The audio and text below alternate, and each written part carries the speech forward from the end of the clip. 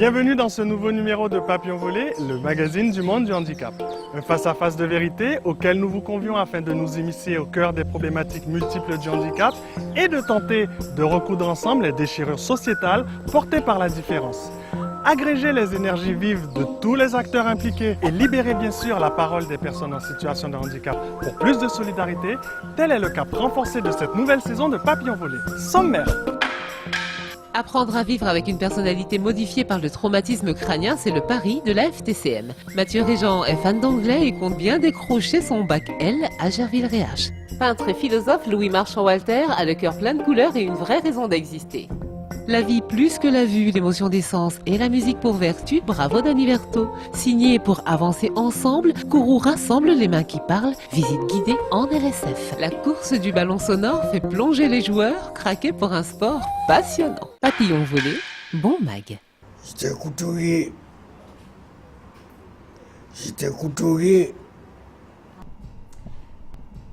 un peu passionné, parce que je faisais pas mal de couture. Au niveau de l'association qui gère l'établissement, qui gère le foyer d'accueil médicalisé, il y a 3 services, un service d'accueil de jour, un service permanent et temporaire. Ces services accompagnent, dans des activités, les personnes en situation de handicap, traumatisées crâniens, victimes de lésions cérébrales.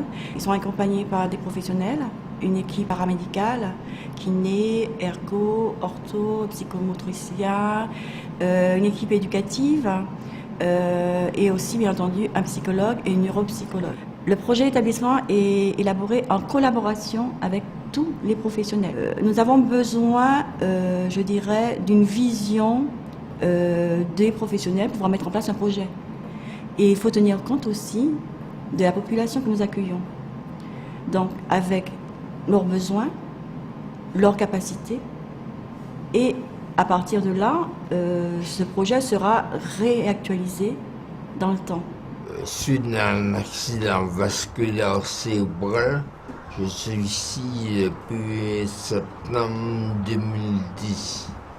Depuis, j'ai progressé et j'ai atteint une certaine autonomie.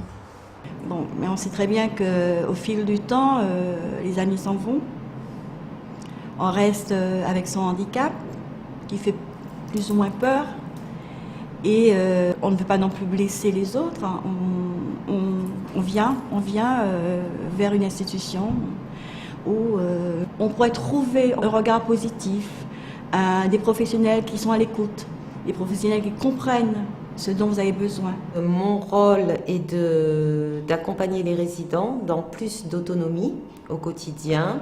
Il faut tenir compte de la personne dans sa globalité. Les troubles consécutifs ou à l'AVC ou à l'accidenté de la route sont variés et à des degrés différents selon les personnes, mais on retrouve beaucoup de troubles mnésiques, les troubles de la mémoire, des problèmes d'élocution, et puis bien sûr au niveau psychologique et de la personne, un besoin de valorisation, de confiance en soi. Moi, avant, j'étais, physiquement bien, ce qu'on appelle vraiment bien.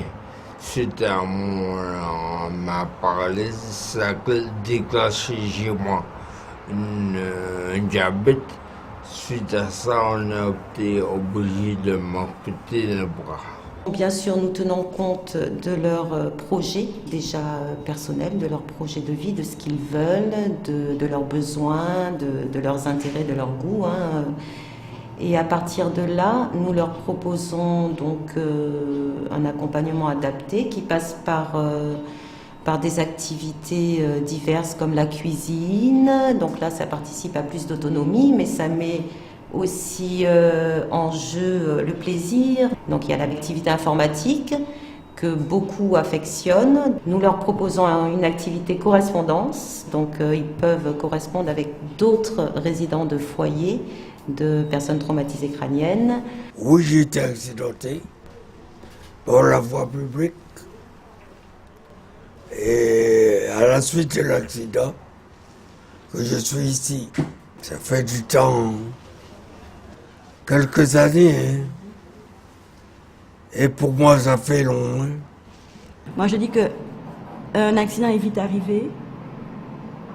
Votre vie bascule du jour au lendemain, dans un tiers de seconde, et vous allez vous retrouver prise en charge par des personnes que vous ne connaissez pas. Donc, vous devez trouver, je dirais, à travers donc l'établissement qui vous accueille, le respect, la dignité. J'ai envie de devenir celui qui a montré un jour qu'un handicapé n'est pas imbécile. Que c'est pas parce qu'il est dans un fauteuil qu'il ne peut pas réussir sa vie. Ce qui s'est passé, c'est qu'en fait, quand je suis né, ils ne m'ont pas donné assez d'oxygène dans le cerveau. C'est pour cette raison que je me retrouve aujourd'hui cloué dans un fauteuil. Depuis la 6e, c'est que je ne suis plus le même enfant que j'étais. Et parfois, je le regrette. Il y a quelque chose que je répète à mes parents, surtout à mon père. Je lui dis, écoute papa, je pourrai toujours vivre avec mon handicap, mais l'accepter, je ne peux pas. J'ai envie de dire merci à mon prof quand j'étais en primaire, en classe, M. Kouézi, parce qu'il s'est battu pour moi. M. Dominique Kouézi, et c'est grâce à lui si j'ai réussi à rentrer en 6e. J'ai commencé à Jean-Viriache. En fait, j'étais à Rivière-des-Pères avant en seconde. Et puis, comme je voulais faire L, il n'y avait pas de filière L à Rivière-des-Pères. Mais comme je voulais absolument faire L, puisque j'aimais les langues, surtout l'anglais, on était obligé de me mettre à Jean-Viriache. Durant ma première année, j'étais, j'étais plutôt enfermé sur moi-même. Et c'est ma prof principale qui me disait, va vers les autres, ne reste pas enfermé. C'est plutôt les professionnels aussi du C7 qui me disaient, allez, avance, la vie continue, tu dois réussir à t'adapter. Et puis je me suis fait des amis. Et pour ma première année de première, je voudrais remercier Madame Volpi, puisque c'est ma prof de français, elle m'a beaucoup épaulé, elle m'a boosté, même si j'aimais pas ça, je dois avouer. Aucun adolescent n'aime qu'on le booste, mais ça m'a beaucoup aidé. Et je peux avoir confiance en moi. Mon projet professionnel pour plus tard, ce serait de devenir animateur, présentateur télé, travailler plus particulièrement à Disney Channel. Et donc là, après la terminale, je ne sais pas encore, je compte passer 2 années de BTS en communication. Si j'avais un message à donner à mon frère, je lui dirais merci. Et même si on se bat parfois, que je l'aime beaucoup et que je serai toujours là pour lui. En tant que jeune Guadeloupéen, je rêve de voyager. C'est pas du que je ne l'ai pas encore fait. Je suis déjà allé au Canada, à la Dominique, en Bretagne, mais je rêve de visiter encore plus de pays, de découvrir d'autres personnes comme moi, ou même pire que moi, pour apprendre à vivre avec mon handicap. Pour moi, vivre avec le handicap, c'est pas difficile parce que je ne pense pas à l'handicap. Bon, ça fait 26 ans. Après l'handicap, je me marié. Et je vivre comme une personne normale parce que moi, comme je suis handicapé, je ne vois pas mon handicap. C'est les autres personnes qui me voient comme ça. Mais moi, je vais à l'église, je vais au cinéma, je vais à la plage, je nage. Je peux faire tout. Mais avec mon art, je peux aller partout. Et moi, je peux dire que je suis un autodidacte. Après l'accident, je dis, bon, comme je ne peux pas me bouger, et je pouvais continuer mes études au Brésil, mais comme mon père il est français et ma mère brésilienne, Donc je recherchais tout le temps de venir vers la côté du Père. La Guyane, ça représente une chance de travail. Bon, mes clients sont les touristes, sont les Guyanais. C'est la personne qui passe, voit, il aime. Je suis comme un oiseau libre. Aujourd'hui, il est là, après, il part n'importe où le vent l'amène. Un jour, j'étais une personne normale. Et si aujourd'hui je suis là, il faut que je fasse quelque chose. Il faut que je crie pour que les autres écoutent. Ce que j'aime le plus dans ma vie, c'est la chance que Dieu m'a donnée de continuer à vivre. Parce que j'étais à la frontière de la mort. Et Dieu m'a donné cette chance, c'est pour faire quelque chose. J'ai envie de montrer avec ma peinture que il y a encore une solution pour le monde. O que de graça eu recebi, de graça eu quero dar para as pessoas. Ma richesse, c'est Dieu. Parce que mon trésor, il n'est pas ici, à la terre, il est aux cieux. Privilégier le projet de vie des personnes handicapées restaure sans conteste la force du respect accordé à chacun dans son humanité. Et entendre la colère comme l'appétit de vie et d'avenir du jeune Mathieu Régent a de quoi bousculer les consciences. Mais quand l'art transcende le handicap, la majesté d'un homme peut atteindre les étoiles. Écoutez, Papillon Capalé. Monsieur Verteau, bonjour. Bonjour Fabrice. Que représente la musique pour vous? Eh bien, la musique, pour moi, ça représente toute une histoire. Ma maman m'avait donné comme jouet un accordéon, c'est un petit jouet, et puis j'ai aimé ça, et puis en plus de ça, j'avais mes oncles qui jouaient de l'accordéon, j'ai toujours avec eux. Et la musique, ça veut dire que nous fêtons ça, c'est bitan nous, c'est corps nous, et puis ça rentre dans moi, et puis voilà, je joue ça avec passion, et j'aime ça. Quelle fut la cause de votre handicap? C'est un accident domestique. C'est que j'ai reçu de l'alcaline dans l'œil. De l'alcaline dans l'œil, c'est un accident malheureux. Et ça m'est arrivé il y a à peu près une quinzaine d'années. Et comment avez-vous retrouvé le goût de vivre? Au départ, ce n'était pas évident, parce que bon, ça vous arrive comme ça brusquement, ou là, ou quoi, le lendemain matin, pas avec les. Je pensais bien. Il faut dire que j'ai accepté cette non-voyance par rapport à moi au départ. On a déjà été un bout d'un train, et on dit comme ça, écoutez, c'est arrivé, hein, on peut pas. Il y aura des butin qui serait simple. Là, on peut pas embêcher un butin, il faut accepter. Il faut du mental de ça, il faut une tête. Il faut avoir la tête pour ça. Vivre sans voir, c'est quoi? Vivre sans voir, c'est vivre sans voir. Voilà. Ça veut dire qu'on pas avec les, ou soit pas avec les, il faut arranger pour vivre un monde là où il est là. C'est pas facile. Il y a un truc aussi, je veux dire, lorsque tu te couches, dormir, dans tes rêves, tu vois clair. Tu vois clair. Si, on peut rêver en couleur, comme on a dit, on voit le monde, mais le monde te connaît. Et puis, l'enlever, on ne pas voir clair. Ça fait un choc au départ.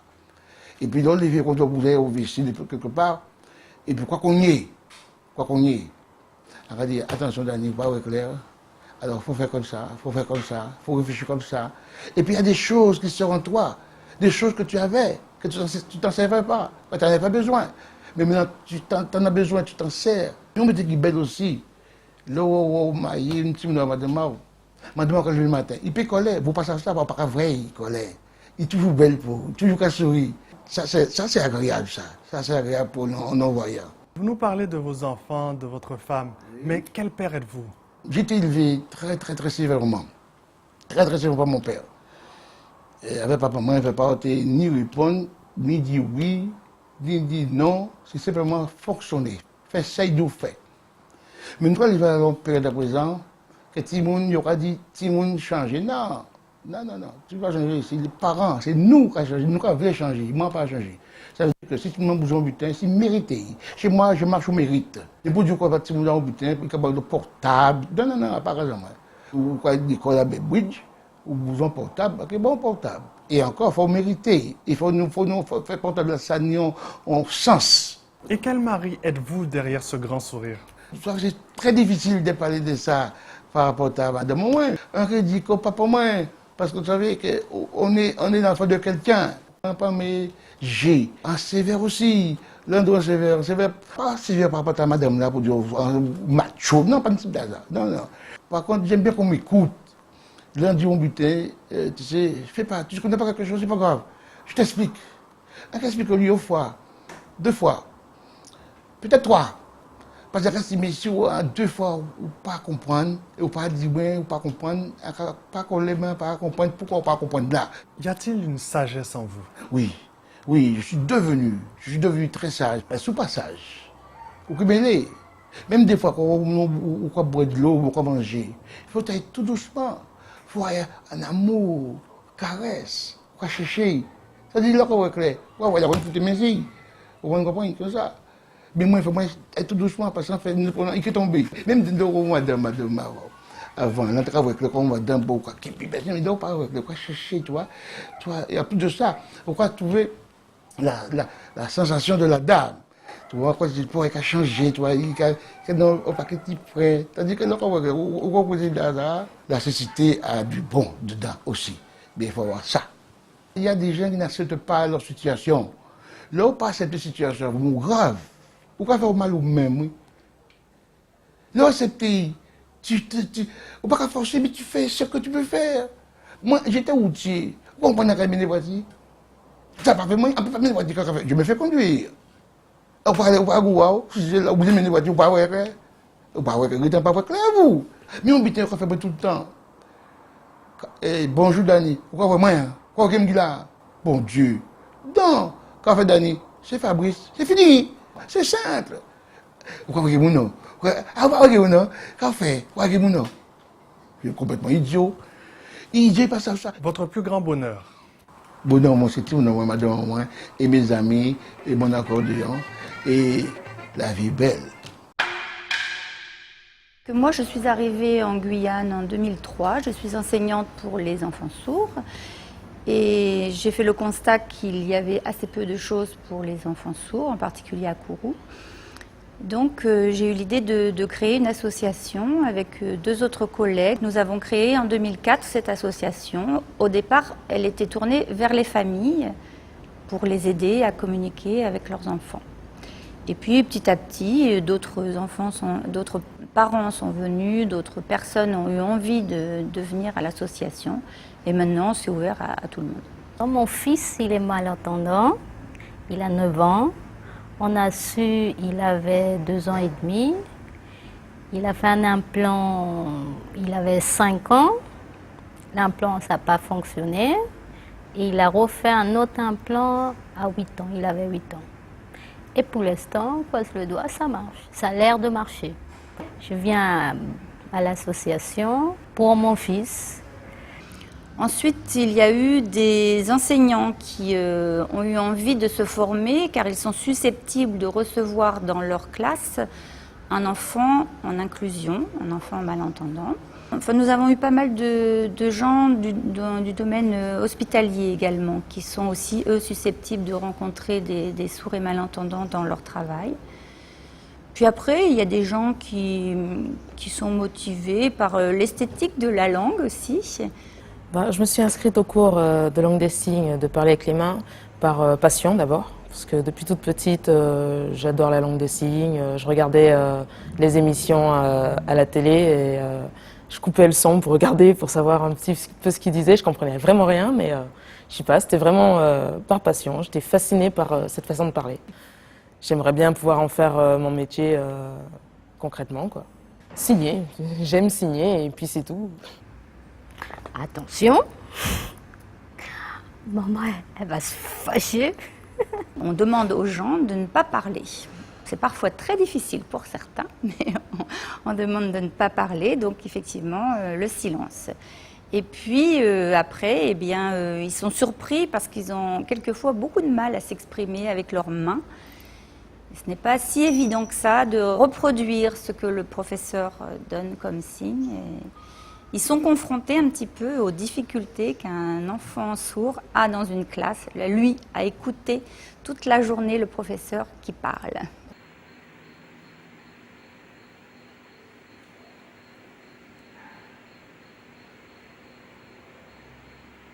Il y a également des gens qui sont devenus, grâce à l'association, qui ont pu obtenir des emplois comme AVS ou EVS pour suivre un enfant handicapé, ou bien qui ont été employés dans une plus grande association comme la PADAG à Cayenne. Oui, ça fait toujours plaisir de voir qu'il y a un relais de prix. Ma vie dans cette association, c'est beaucoup de partage. On donne beaucoup, on reçoit beaucoup, et c'est un véritable plaisir. Qu'est-ce qui manque à la communauté sourde de Guyane? Des formateurs, des interprètes. Il y a une association, la PADAG, qui est à Cayenne, c'est très bien, mais il faudrait qu'il y ait une antenne à Kourou, qui n'existe pas encore. Et on caresse l'espoir qu'un jour, il s'ouvre quelque chose sur Kourou. Il y a quelque chose à Saint-Laurent, il y a une antenne à Saint-Laurent, c'est très bien, mais entre les deux, il n'y a rien. Casser le silence et inviter à la table des échanges tous les sourds et malentendants est une urgence dans nos régions. L'association Parler avec les mains relève donc un sacré défi. Connaissez-vous le torbal? C'est un sport de plein air dont la pratique flirte avec l'éveil des sens. Entre loisirs et convivialité, Gade Papillon des Rois. Le torbal, c'est un sport qui est né en Allemagne après la Deuxième Guerre mondiale. Ce sont les militaires allemands qui étaient devenus invalides, qui étaient devenus handicapés de visuel et voulaient faire du sport. Donc ils ont créé un sport qui s'appelait au départ le roll-ball. Et de ce sport est sorti deux autres sports, le goalball et le torbal. Le but du jeu, déjà, c'est sur un terrain de 16 mètres de long, de 7 mètres de large. Les deux camps sont fermés par des buts de 7 mètres de large, donc ils font la largeur du terrain. Il y a 3 tapis devant chaque but. Les équipes sont de 3 joueurs. Les tapis permettent aux joueurs de se déplacer, de se repositionner sur le terrain. Et pour départager les deux camps, il y a 3 ficelles qui sont à 2 mètres l'une de l'autre, avec des clochettes, à 40 cm du sol. Et le but du jeu, c'est d'envoyer un ballon sonore sous ces 3 ficelles pour essayer de marquer un but en face. Et la difficulté, c'est que nous avons tous des lunettes opaques où on ne voit rien du tout. J'ai découvert le torbal, j'étais chez le médecin, j'attendais mon tour. Il y avait un des coachs qui attendait son tour aussi et elle m'a parlé du torbal. Donc je suis venue et ça m'a plu. Le torbal, c'est un soir, j'étais couché. Pas que faire, enfin j'écoutais, j'étais quand même voilà. J'ai entendu à la radio dire un jeu qui s'appelle le torbal. Comme je dis, j'ai entendu ouvert pour voir ce que c'était le torbal. C'est une discipline comme toute discipline, et comme nous avons des jeunes et des moins jeunes qui sont intéressés par le sport, donc nous l'avons mis en place de façon à satisfaire tout le monde. J'ai appelé lundi tout de suite, je suis tombé sur le père Jallier. Il m'a dit bon, il faut devenir noir. Après, je me suis dit, quel est mon âge? Bon, j'ai 68 ans. Regarde, ça peut aller quand même. Je suis venu le mardi, et c'est tout de suite. Et depuis, je ne pense pas que j'ai manqué beaucoup d'entraînement. Donc c'est un sport très convivial qui peut se jouer avec des déficients visuels, des malvoyants, non-voyants et des valides. C'est un jeu qui est très motivant, c'est une passion, c'est du plaisir, c'est un bien-être. C'est la défense. Alors, disons, pour avoir une bonne défense, c'est tout le corps qui travaille, c'est tous les membres. Là, il faut être bien fait. S'attendre, c'est comme c'est la guerre, on a un coup de canon, il faut avoir bien l'endroit, il faut se cacher. Alors le torbal c'est pareil. Il faut qu'on attend cette balle et cette balle-là. Il faut que ça ne passe pas. C'est une discipline tellement intéressante que nous avons décidé d'aller la porter ailleurs, Guadeloupe et même Guyane. Bonjour. Où? Tomate. Femme caissière. Là-bas. Je dérange pas? Occupé? Non. Allez-y. Merci. Au revoir. Bonjour, bonjour. Vous auriez des tomates, s'il vous plaît? Ah, il faudrait demander à la caissière là-bas. Vous voyez la dame là-bas? Merci, au revoir. Au revoir. Pour dessiner les chemins du mieux vivre ensemble et forcer le trait d'union entre le monde du handicap et le monde ordinaire, chacun de nous peut élargir son regard et ainsi voir et ressentir l'autre en lui-même. N'hésitez donc pas à faire vivre notre fenêtre Facebook pour amplifier l'élan de solidarité et faire reculer le poids de la différence. Nous attendons vos infos, vos questions, vos suggestions, tout autant que vos expériences et solutions. Merci de votre fidélité, à bientôt et laissez Papillon voler!